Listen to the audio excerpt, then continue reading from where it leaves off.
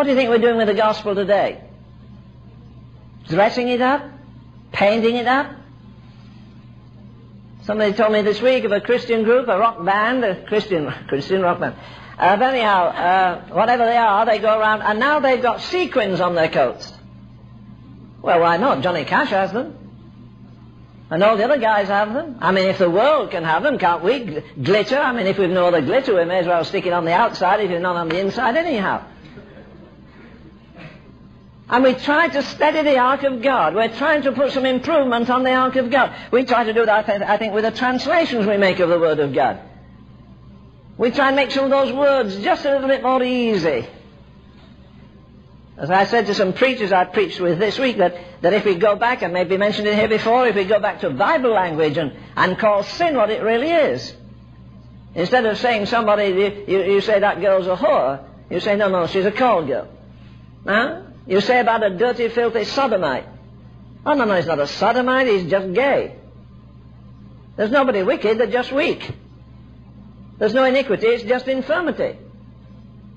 No backsliders anymore, that's a dirty word. A lot of people out of fellowship, but backsliders, you don't use that word. Oh, how smooth. I remember reading a story of Mr. Whitfield where he was particularly angry one day. I'd like to have heard Whitfield. I think it had been right up my alley. He got mighty furious about the possessions the devil had. He was always wanting the church to pull down strongholds. He was always seeing the enemy doing his evil work, getting people to submit to him. And one day he says, I'm going to shoot the arrows of God into your hearts. And he said, he mentioned an arrow and he pulled the arrow back like this and the congregation ducked, you know. And he was, well, that's the way to preach. If you can get them to do that, at least you've got them halfway down to the ground, and maybe when you get them halfway down, you can push them the other half. But the anger of the Lord was kindled against this man, and not only smote him, but killed him. Come on, in God's name, what are we doing with the gospel today? Isn't it getting more emasculated? Isn't it getting more Hollywood style?